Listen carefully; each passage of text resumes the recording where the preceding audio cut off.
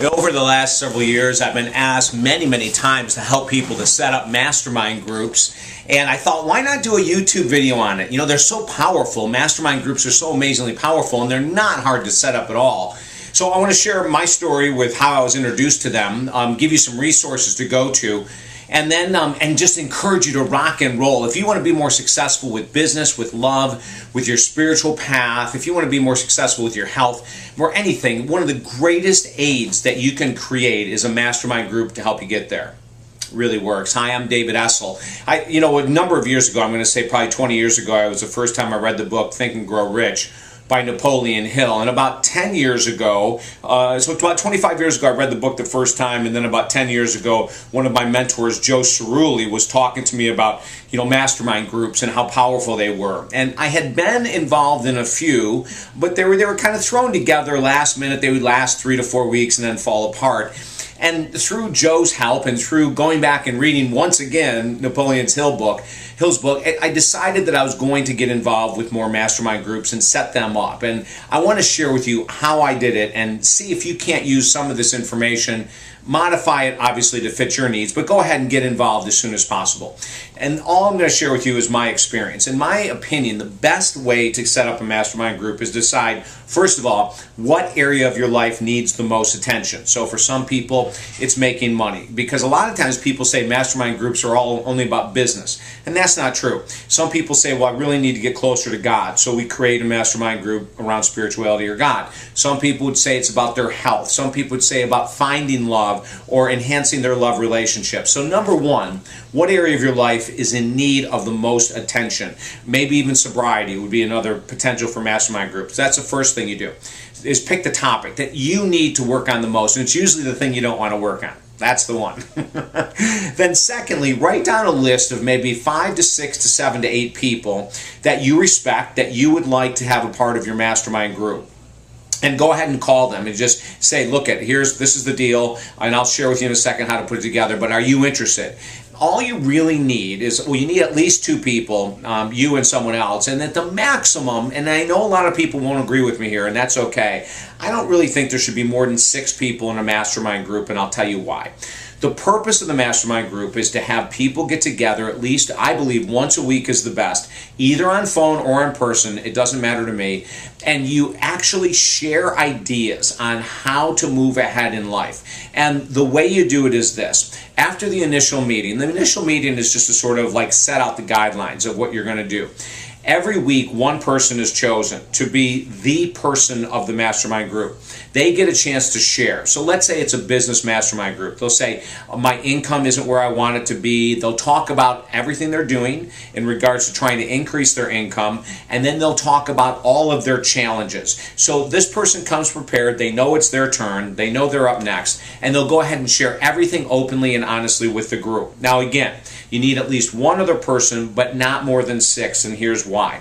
When that person gets done sharing their greatest challenges with business, or if it's a health mastermind group or a God mastermind group, they share all the challenges, they share everything that they're doing well, and they share all the blocks. After that, every other person in the mastermind group goes around and they give their advice to the person who is the it person that week.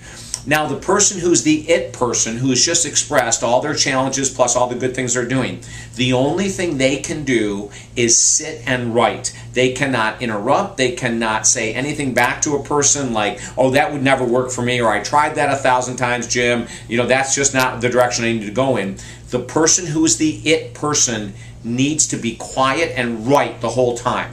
So if you have more than 6 people, it's going to be hard for everyone to feel that they're getting their time in. And plus, if you have more than 6 people, you may not get through all the 6 to give the person your advice on a weekly basis. So let me go over it again. It's really simple. It's an hour a week, 2 to 6 people. The one person who's the it person says what it is they're challenged by. They also share what it is that their goals are and what they're doing well. Then everyone else in the group goes ahead and gives advice. And they give advice, and they give advice, and they give advice. The it person's responsibility is to write everything down.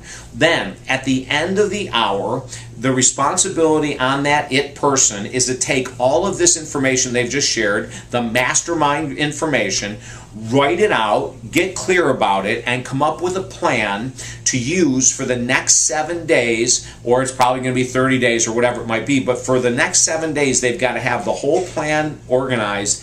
And then the next time that you meet, the meeting starts off with this person from the week before sharing their experiences for just like 5 minutes. Listen, I compiled all your advice. I came up with a plan. I'm applying it every day, 5 days a week. I'm feeling stronger, or a few things I didn't want to do, I'm doing, and they're really working. They just sort of give like a little head count in regards to how their progress is going. Then we choose a new person. The new person explains what they're going through, what's working, what isn't working, and so on. And that's as simple as it gets. Now, mastermind groups can go on forever. I've been involved with many mastermind groups over the last 10 years from all different things. I've been involved with it from a business perspective, from a God perspective, and sometimes we say, you know, let's just we meet for 4 weeks and we'll see if we want to continue. Or sometimes I've met for 8 weeks, sometimes 6 months. There's one right now I'm doing that's going on, I think, about 8 months right now, and they're phenomenal. Okay, so if I can help you at all to get more clear about a mastermind group, the most important thing is just to have a couple small rules. You know, no interrupting. You know, no one saying that would never work for me, and just writing and getting clear on the advice of the people in the group, and then putting it into action. Let me know if I can help you. Of course, Napoleon Hill made these things famous with Think and Grow Rich, but contact me at talkdavid.com if I can offer any more advice. Or maybe you're sitting here going, gosh, I'd really like for him to help mentor us in our groups. Let me know if I can help you, and I'd love to. talkdavid.com. Don't forget to share this information as well, because millions of people have used mastermind groups to get to a whole new level in life. I say this to the clients I work with one-on-one every week. No one gets anywhere by themselves in this world. We're not meant to move to the next level alone. We're meant to reach out and to ask for help. Mastermind groups offer that opportunity. Share this video with as many people as you can. Go ahead and join our YouTube subscription base so that every time that we put out a new one, it'll go right to your YouTube account. Okay? I'm David Essel, talkdavid.com. Have a great day.